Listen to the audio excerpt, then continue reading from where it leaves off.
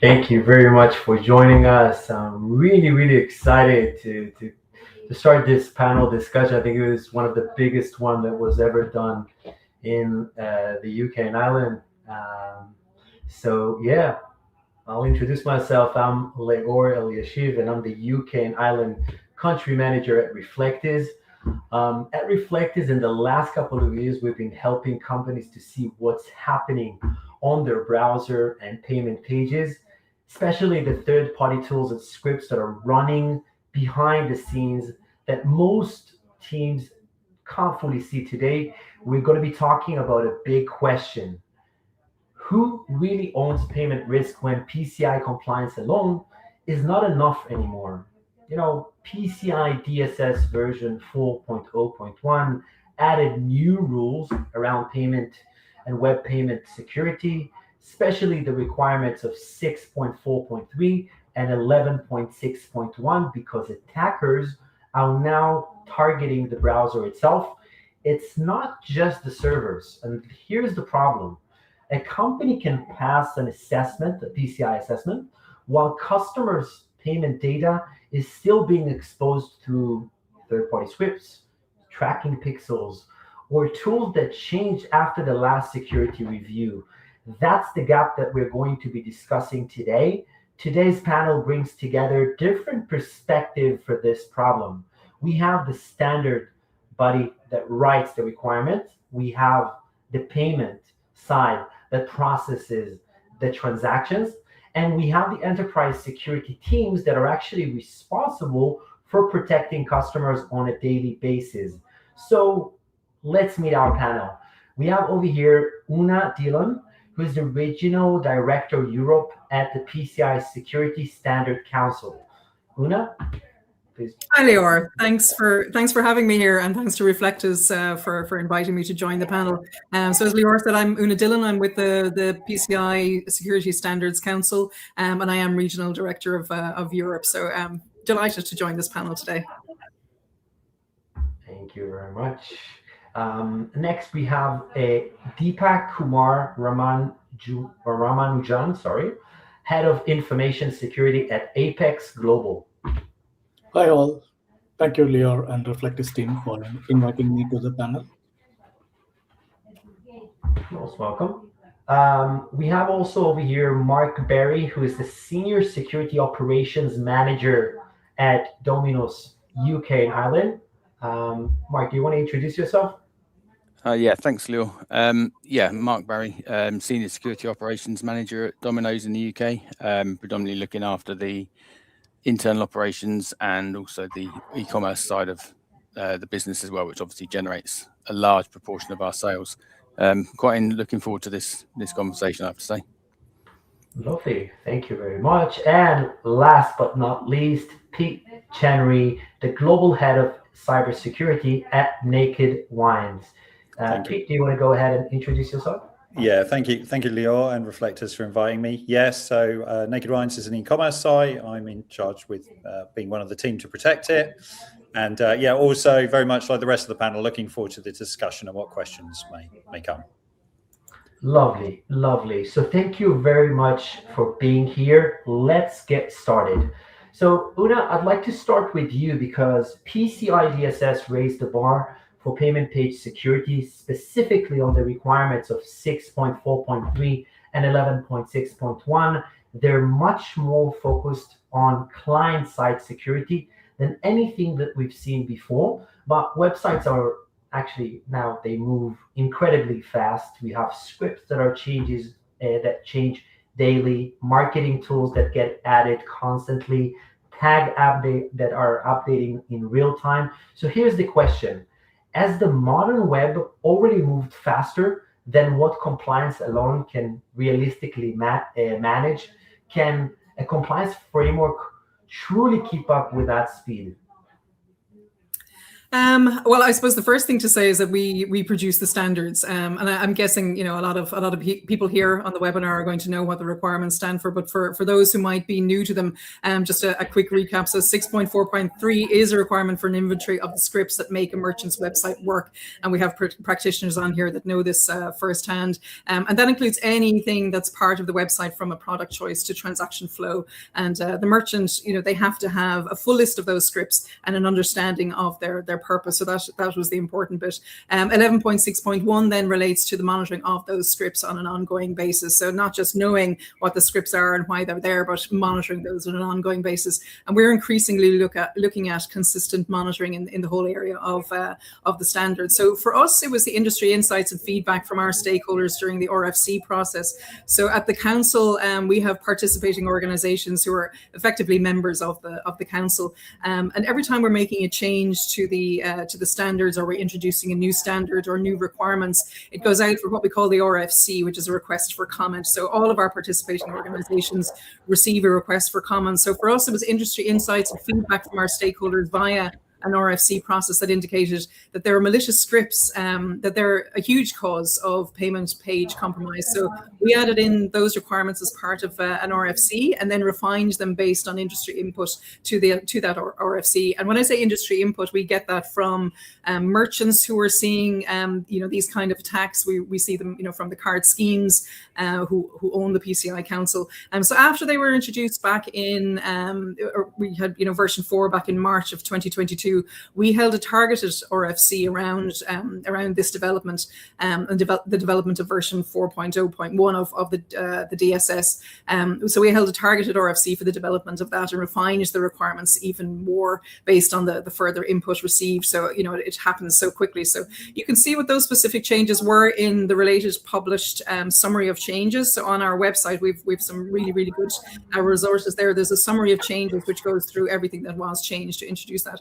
So our main source, as I said, is the payment brands. So the card schemes provide us with the kind of information around these kind of attacks, and then our stakeholders who participate. So we were responding really at the time to a very visible shift in how payment attacks were occurring. So over recent years, we're seeing attackers have increasingly moved to the browser layer, and they're targeting payment pages. They're using a malicious JavaScript.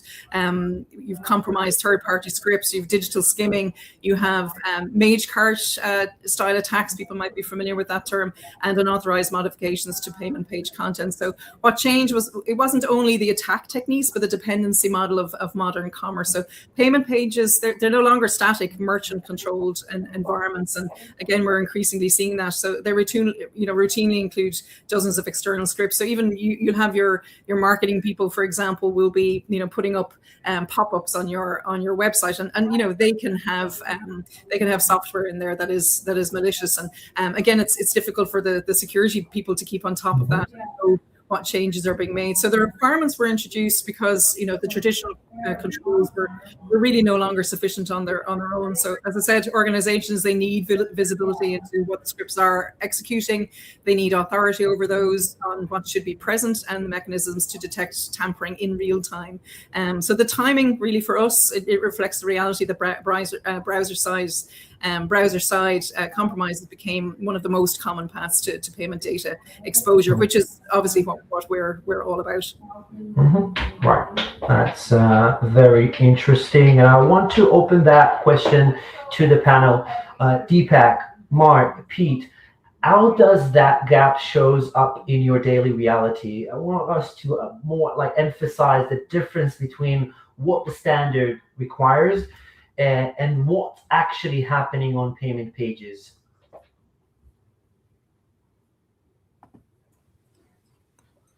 So I think from our side, obviously we're PCI compliant as well, so we've followed all the standards that have come in and everything like that. But the biggest thing from our side is maintaining customer confidence and managing that reputational risk.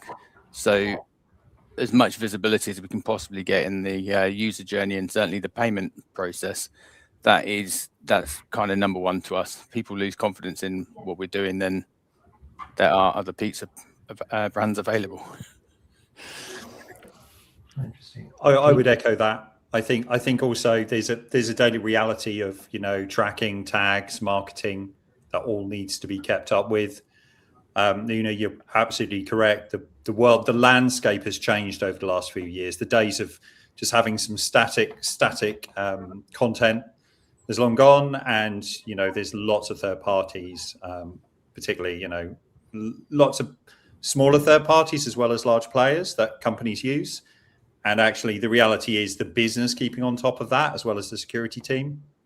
That's the very definitive change we've seen. And absolutely, it's all about confidence, following the standard, and getting that visibility, what's running. Yeah, to answer Leah's question, what requires from the standard, what is happening in the payment page, and I would like to start with why, because Una mentioned about the MACAT attacks. It's one of the type of attacks, and if we go back to the standard evaluation from 2018, version 3.2.1 to 4.0, it took a 4 years gap nearly, approximately, right? So what happened between that when the standard was released at 3.2.1 at 2018 May? The attacks were seen early in 2019 related to MACAT attacks, and the sophistication of the attacks happened at the browser layer where the consumer using their details to purchase something online. So the risk started, and Council have seen this very closely. The number of attacks which has happened is quite large in volume, right? And the type of risk which PCI DSS addressed that point of time, it addresses almost every area: identity management, perimeter security controls, whatnot, right? But this area is a gray area because it happens in the browser level in the consumer, where the companies who does, they may not be at that seat, right, as a buyer, unless otherwise you are testing everything, right? Even though you test everything, these are something which is behind the scenes, especially the JavaScripts. We can't live in the e-commerce world, or none of the internet applications works without Java. You need dynamic pages, right? Dynamic HTML, dynamic JavaScripts. Everything is behind the dynamics, right? So that comes in the runtime. There's a lot of scripts which are running behind the scenes. It could be, putting some marketing scripts or something for marketing in the page. It could be doing something else behind the scenes. It is collecting the card details, or it is doing a pixel and cookie tracking, etc. Right. So the standard, as mentioned by Una, 643, the requirement came in to say, look, you need to know what is happening in the consumer side payment pages, right? So the inventory is a bullet point 3 according to the order. But what they say is you really need to know like what is happening, what is being changed at runtime, and the monitoring control of 11.6.1 is about you need to monitor almost in real time, right? What scripts you're using, why it is being done, do you have an inventory on it, do you have a business specification on it, and are you monitoring it? And if you're monitoring it, how do you avoid the integrity issues? Something is changed, it has to change real time, or almost on every moment, right? So the security settings were introduced by the council. If you read the standard, or if everybody's read the standard, the sub-resource integrity and things pieces comes into picture. And first of all, we need to have the inventory. When was the script modified? Who the script belongs to? And is the script coming from your company, or the script belongs to a third party, the fourth party? And the applicability notes goes 4 paragraphs in detail. A, the entity, if they're running any scripts on the payment pages. B, if they're using a third party, hosted payment page, iframe, etc. C, if they outsourced it, they are responsible, and the service provider has to give the details. This is what it's going in 643 applicability and 1161. And the risk is wider because it's unknown unless you use the sophisticated tools to sniff through that to make a real-time mimic of the consumer experience. There's no way to know everything in detail. Even the companies are building everything, every software on themselves. Yeah.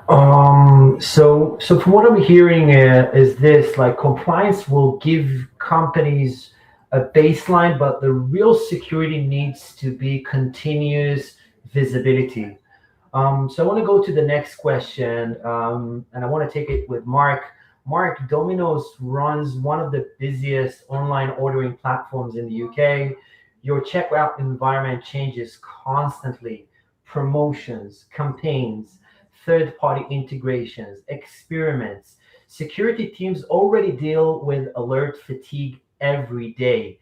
So how do you continuously monitor what is happening on payment pages without creating even more noise?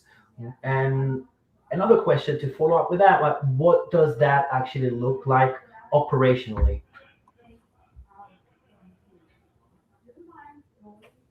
Okay, so it's very much as Deepak was just saying a minute ago, and everyone has already. It's gone with the days of static. So everyone's got access, whether it's through analytics tools, whether it's A/B testing, experiments, and there's changing scripts in there. But we're also whilst monitoring those and getting the validation, obviously for the PCI compliance, it's looking for changes in behavior of scripts for third-party supply chain. So if all of a sudden a script that was just monitoring before is now started sending data, it's picking up that behavioral change. With regards to it being too noisy, we've got a couple of people, well, a few people in the team that obviously we have it all regular checks with it and alerting. It isn't overly noisy at the minute, but it's educating the business to get the approval for new scripts before they go in, rather than somebody going, quick, we've got to do a new marketing campaign, we're going to put this in. And it's not in any kind of malicious way or anything like that. It's trying to move at speed and just forgetting a little process that goes in. So we see bits come up on that. But on the whole, it's settling in. It's almost a bit of a new world, really. From that static, here's my code, put it into delivery, nothing can touch it in between, because there's so many integrations and third-party JavaScript plugins that can affect and change your payment and your user journeys.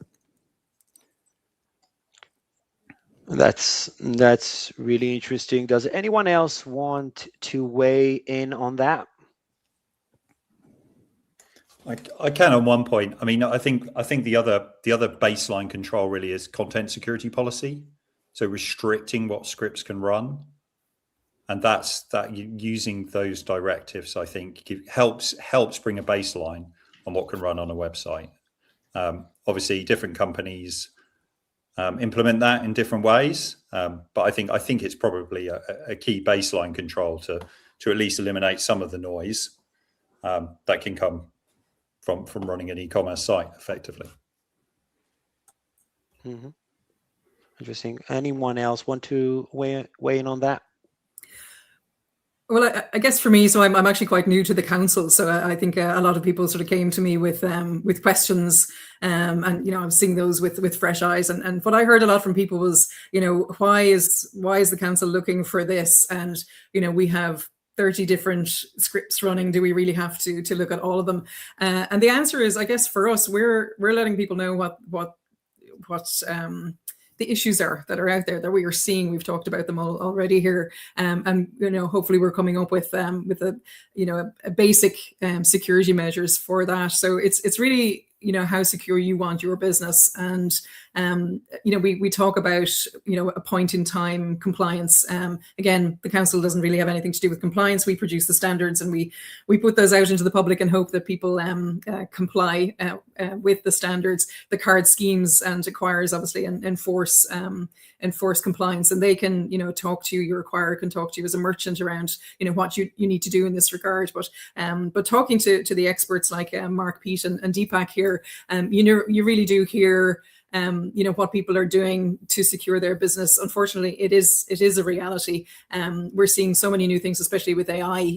We've seen various risks that are coming into the environment with AI. We really don't know or understand the extent of it yet, but we are looking at it. For the council's perspective, we're providing guidelines on using AI for assessments, for example, and we will continue to provide guidelines, and we have podcasts and so on AI and what's happening with AI in the industry. But I think in terms of these particular requirements, it is to say that you can be scammed through any of your scripts, and they will go for the weakest link. And I guess in a lot of cases it can be human error, that you might have all of the security measures in place, but if you're not monitoring those on an ongoing basis, it can be that gap that allows the criminal element to get in. So you really do need to look at that sort of continuous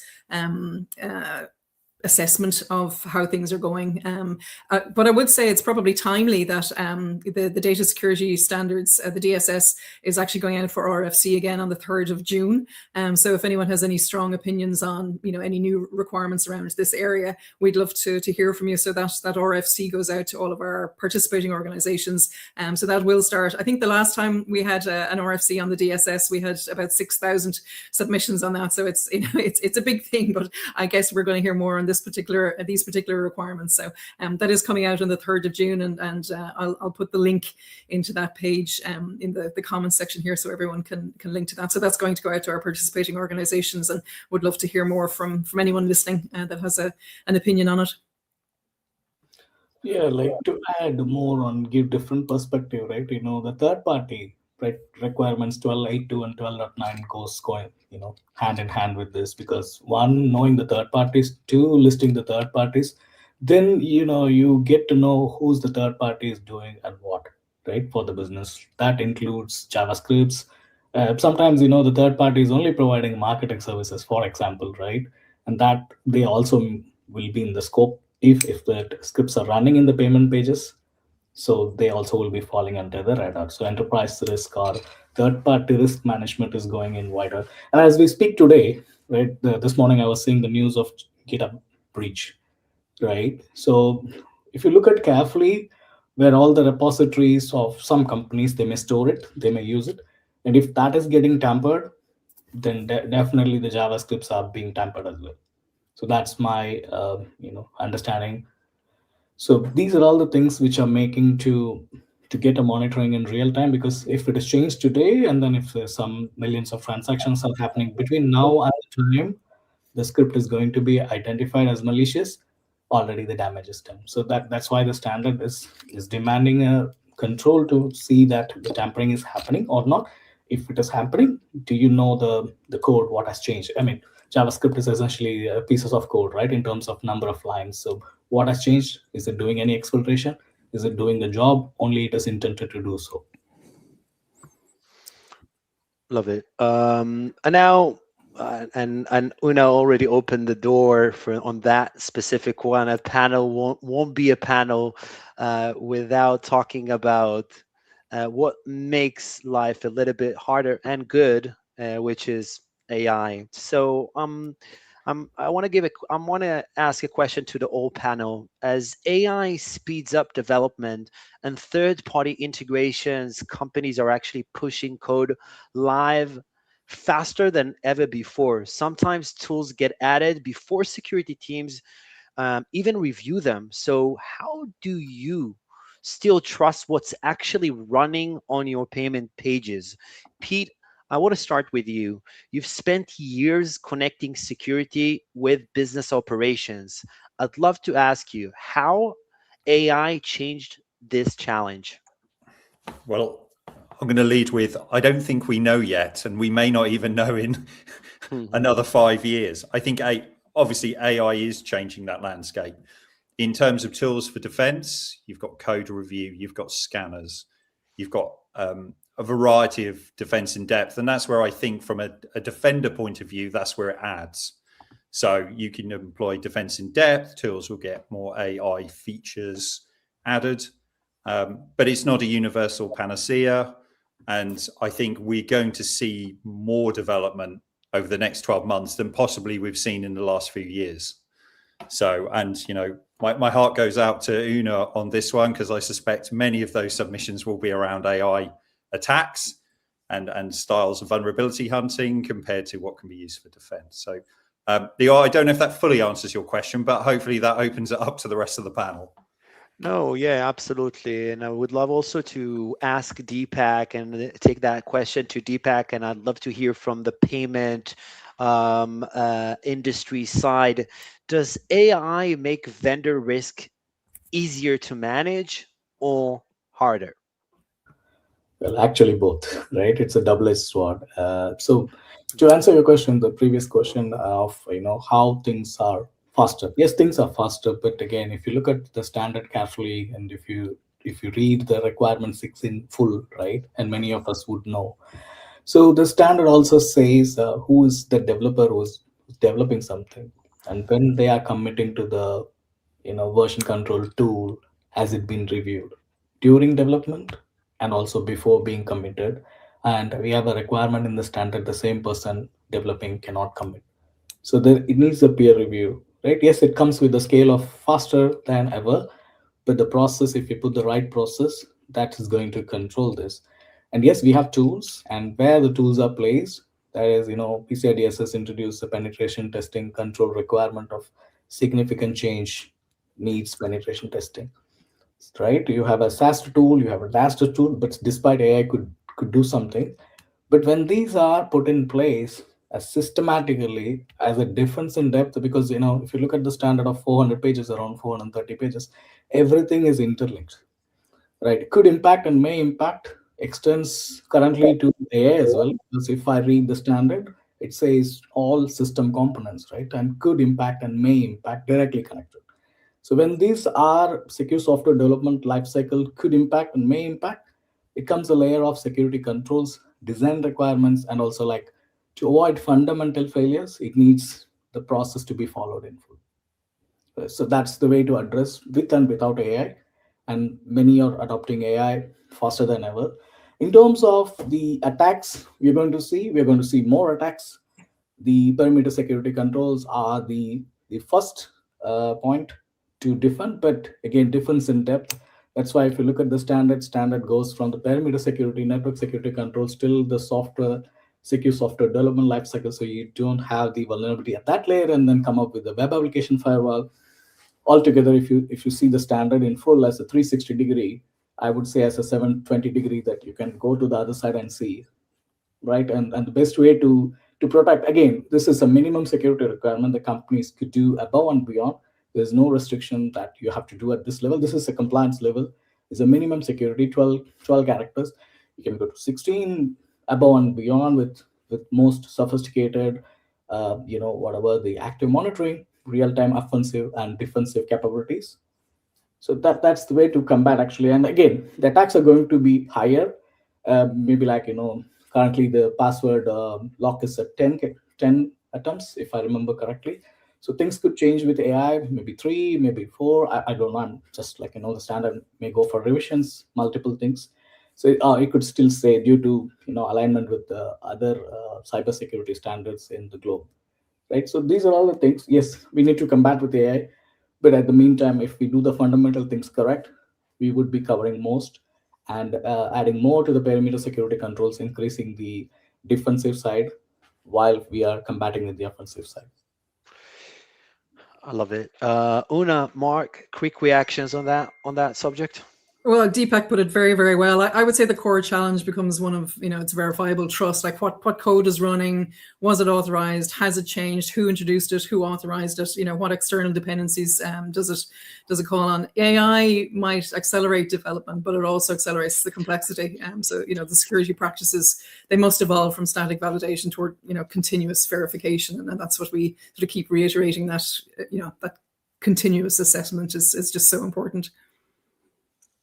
Yeah, I'd agree completely with that. It's the processes and the controls and checks and stage gates that you've got within the software development lifecycle. As Pete quite rightly said, I don't think we've seen the impact of what AI has for the development side yet.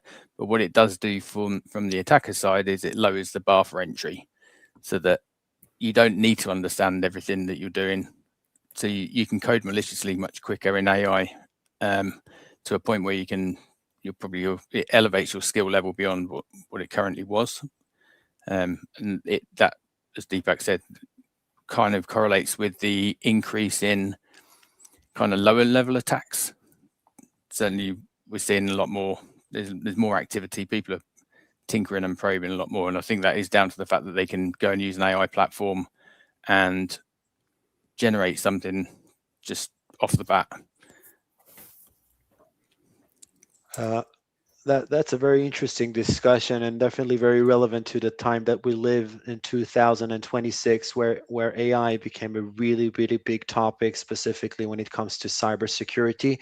I want to encourage everyone from the audience to use the chat to ask questions. We're going to have the last 15 minutes is going to be for questions and answers. So really, I encourage you to go ahead and do that. And which brings us to something that we probably need to say honestly. As compliance became too much about ticking box, so I'm asking a question to the whole panel. Really, compliance accidentally created like a mindset where companies focus more on passing assessments than continuously securing payment pages. And if that's true, how do organizations use compliance as a starting point instead of the finish line?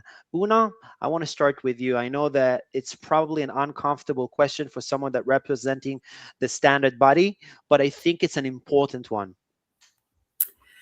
Well, I would say that most mature security leaders would acknowledge that risk. Audit readiness, it demonstrates that control exists and can be evidenced.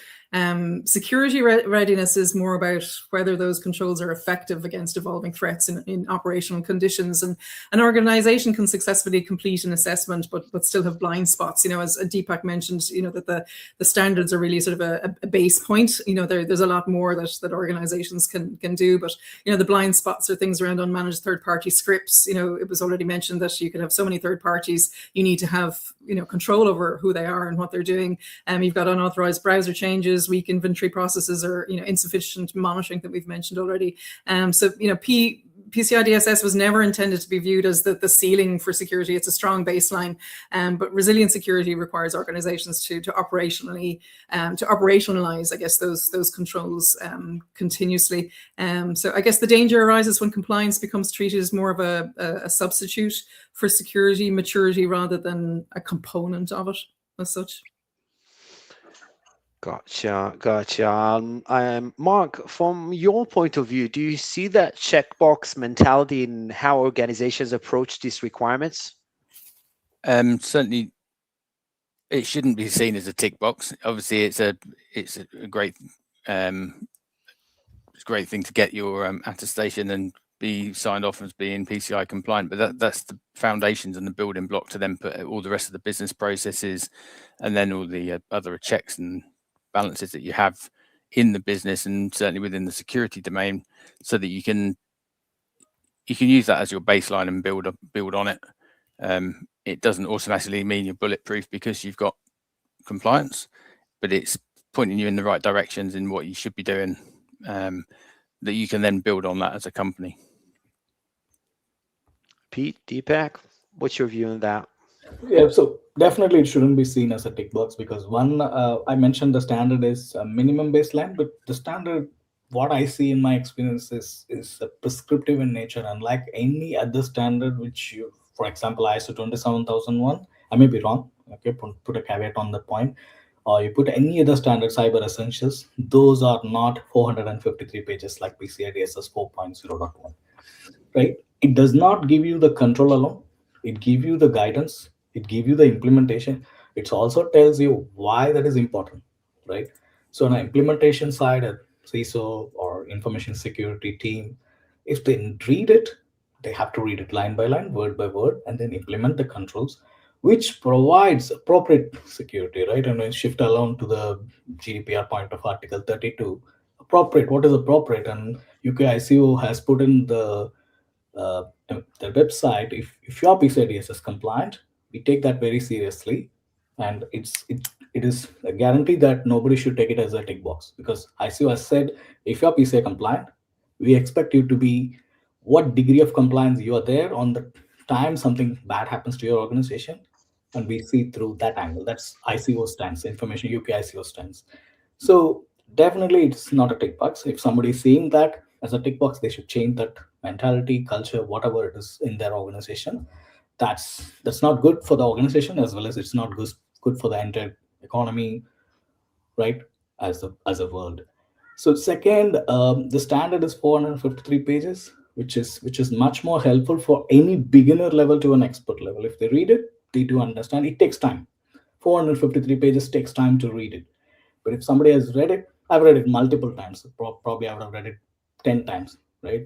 So that helps you to breathe through it, and then you can visualize what wrong can happen and why that point is important. For example, a WAF rule, tampering of a JavaScript, what could go wrong? And if you think on the business risk, right, that's the curse of the information security, that we have to take it to the business risk rather than an information security risk or a compliance risk, which is eventually falling back to a tick box. I hope that answers your questions, Leah. Yeah, very, very well. Now, let's talk about something that makes this even more complicated, what we call organizational silos. Now, I want to take it with Pete. Pete, in most companies, marketing owns the pixels, digital teams own the customer experience, security owns the risk. But when a script helps revenue while also creating some kind of like security concerns, who actually gets the final say?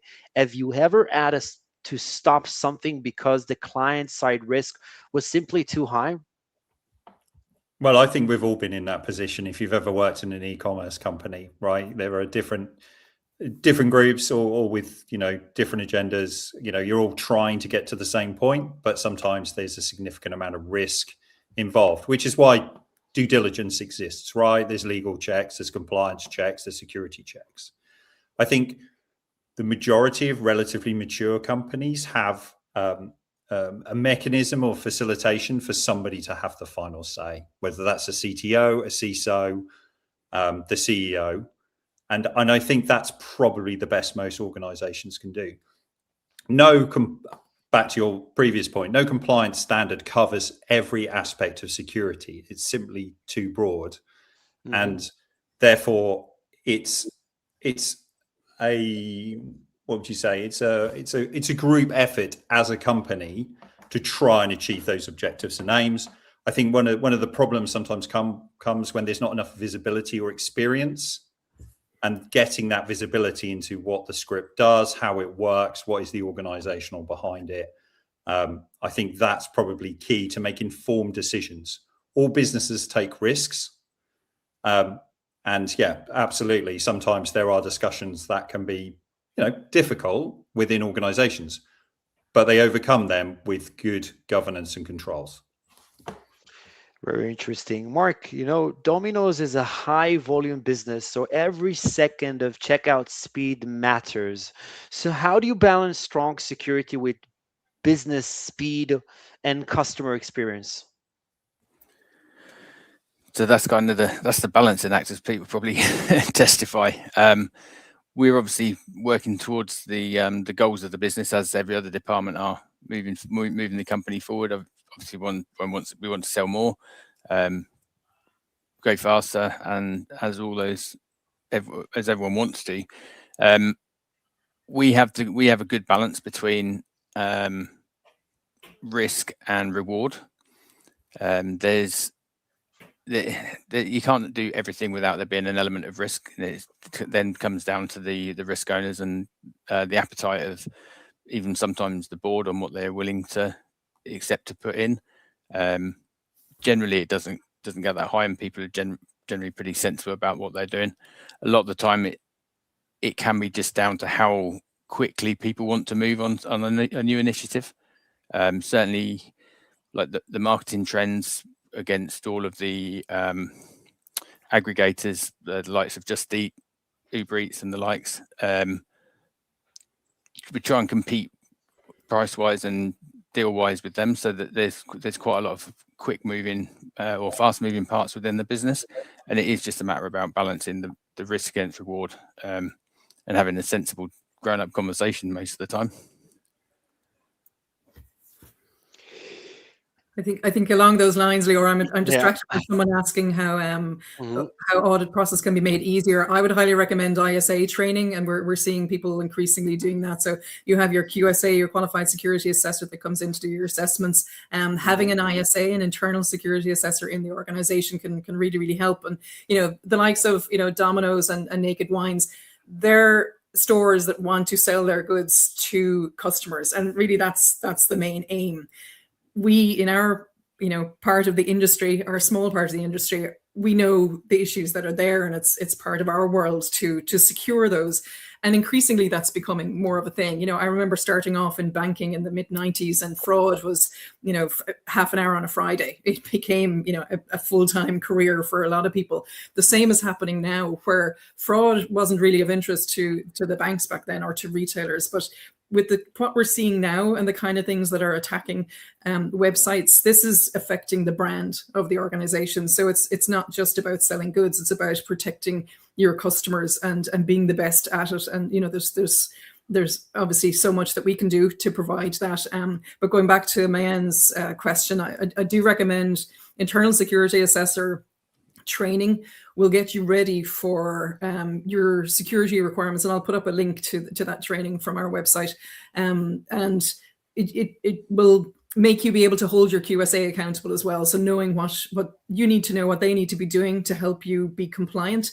And then, as we keep saying, I think everyone has mentioned it, it's just having that continuous assessment, and not just a sort of a point in time compliance, because point in time compliance is great. It's great to be able to, as you said, tick that box, but you could be compliant today and not tomorrow because of, as Deepak, describes, just the speed at which these scripts are being attacked. So yeah, training, keeping yourself informed is first and foremost, I think, hugely important. I want to bring a statistic over here because I think that it might change the whole conversation. Reflectiz research across more than 23,000 websites found that 64% of applications had access to sensitive data they didn't actually need. Not advanced attacks, just too much access and nobody noticed. So here's my question. Is the answer better vendor checks up front, or stronger technical control that limit what scripts can actually do in real time? Deepak, I'll start with you. From the payment perspective, what's the right approach if there are? Well, it's a tough game. One, if it is doing more than intended, it's a problem to the business, not just on the security side. It's on the GDPR and other areas, right? Second, it could be monitoring someone where it doesn't need to be monitoring under a privacy risk. And if it is collecting some details while it is doing something else, it is a payment risk. So these things need to be in a kind of a business requirement, and that needs to be justified. When I say business requirement, that addresses all enterprise risk, privacy risk, cyber risk, compliance risk of PCI DSS, so on and so forth. If something is doing more, that needs to be controlled, period. No more discussion on that, in terms of that. But as you rightly said, I'm also seeing a lot of statistics. This scripts are sitting and doing nothing, or it's doing more than what is intended to do. Like when somebody opens a page, and we have a cookie law as well, right? It's still in a process of coming as a law. So we have a privacy and electronics communication regulations, PECR, so on and so forth. So these things needs to be done. Otherwise, it's going into a penalty mode. It impacts the reputation of the business. That's how it should be seen, rather than seeing at a script and doing more. It's going to get an impact to the business, whether it is from a third party or a fourth party. And to add on to the last question, what you said, who has the stop game?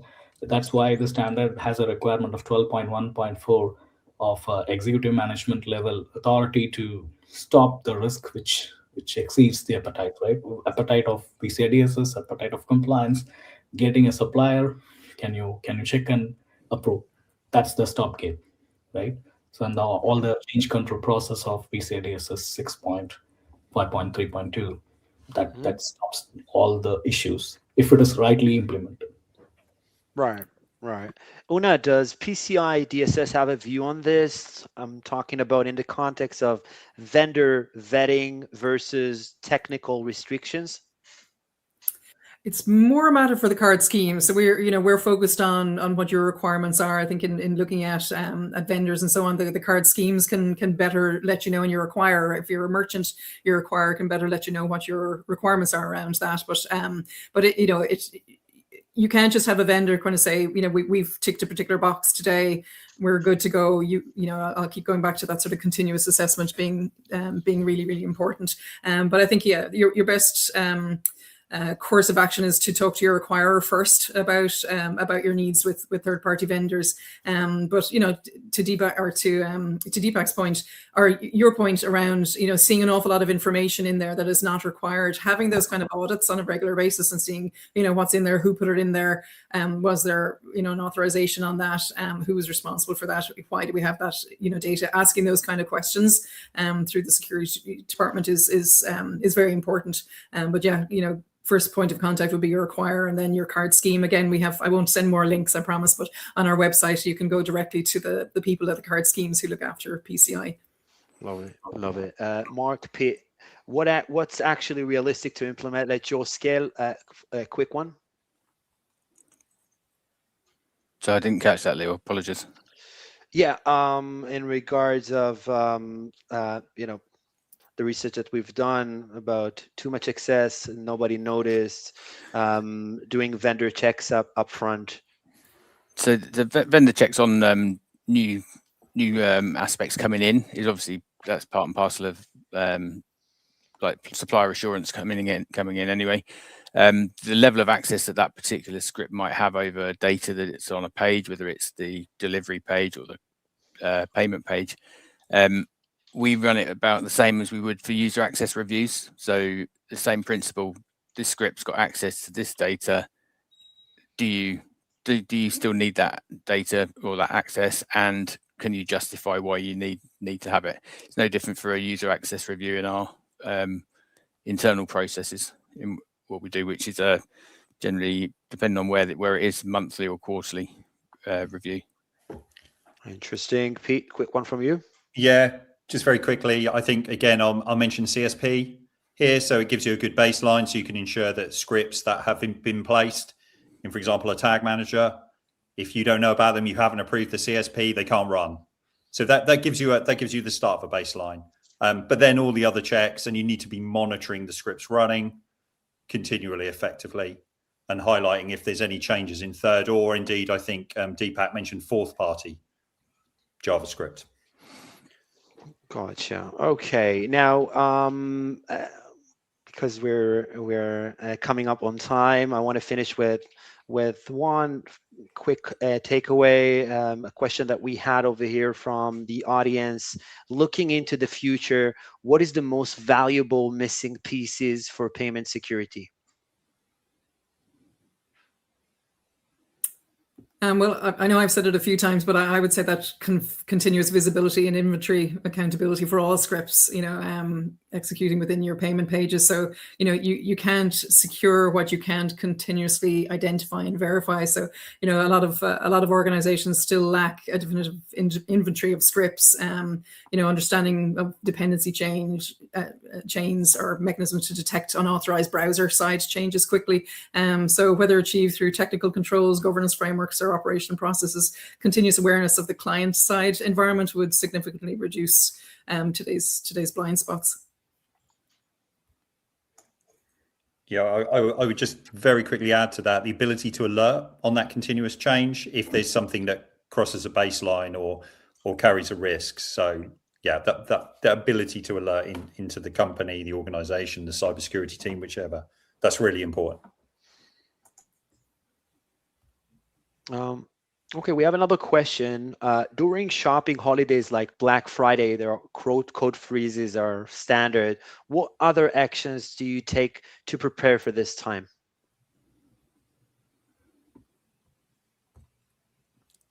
So from our perspective, we have change freeze, certainly over busy periods. We don't have Black Friday, but certainly over the Christmas period, we have change freezes from sort of late November to early December, just to keep things as they are for the duration. The same as other companies bulk up for Black Friday. I would imagine they also have change freezes. I don't know, Pete, do you guys do Black Friday? No, but Christmas and Thanksgiving is obviously quite a busy time for us. We have a kind of CI/CD deployment. So we just go into something called heightened change awareness. So similar to a change freeze, but we still may make deployments if needed. Mm-hmm. Okay. So another question we have over here in a one sentence, what's the biggest misunderstanding companies still have about client-side payment risk? Una, let's start with you. I'd say again, going back to the vendor piece. So I'd say the perception that if the payment provider is secure, that the payment page itself is secure. So in reality, the attackers, they're increasingly targeting the layer around the payment transaction rather than the payment processor itself. So a compromised script executing in the browser can intercept sensitive data before encryption or transmission, protections become relevant. So again, store merchants, they sometimes focus heavily on protecting infrastructure and underestimating the browser as an active attack surface. So I would say the modern payment page is effectively part of the security parameter now, and it really, should be considered or governed accordingly. Mm-hmm. Right. Deepak? Yeah, so I would like to start with what Una said about previously talking to acquirers, right? So that's the first thing. One assumption could go wrong, right? So what level of compliance, that's something the acquirer as a FAQ question in PCI SSE, I don't remember the number, maybe it is 1432. We have an FAQ there. So the challenge is if the merchant is SAQ-A, it's a complete outsourcing, right? And they have a very minimal control. But you do have other SAQ-A-EP, SAQ-CVT, so on and so forth. So there is a line of demarcation where who owns that risk at that area and where the buck stops, right? Like for example, iframe shows there the buck starts with the third-party payment processor. So these are all the thin lines of things, and where I see that assumptions could be made, but the assumptions could go wrong unless it is properly dissected to understand where things are. They should actually see the page, go to the developer console to see the page, how it is written, what happens, what they do, what other scripts are doing, and that's the way to take it up. And I see as an assumption could go wrong. That's a common thing with many implementers. Mark and Pete in one sentence. Regular monitoring, regular alerting. The more can access and visibility you've got, the better. And use CSP just to control what you've got to look after and monitor as much as you can. Love it. Okay, so I'd like to summarize everything first. Thank you very much once again to all of our panelists. Una from the council, Deepak from APEXX Global, Mark from Domino's UK and Ireland, and Pete from Naked Wines. I think one thing became very clear today. Compliance gives companies the framework, but the real protection needs to be continuous visibility, the clear accountability and fast action when something changes, not weeks later, not during the next audit or assessment, but if you would like to continue the conversation and see what's actually running on your payment pages today, Reflectiz is offering a 30-day trial at no cost. You'll find the link in the chat. And if you're attending the InfoSec Europe in June, come visit us in booth F115. I want to thank you everyone for joining us today. Thank you very, very much. Have a lovely one. Cheers. Thank you all. Bye. Thank you.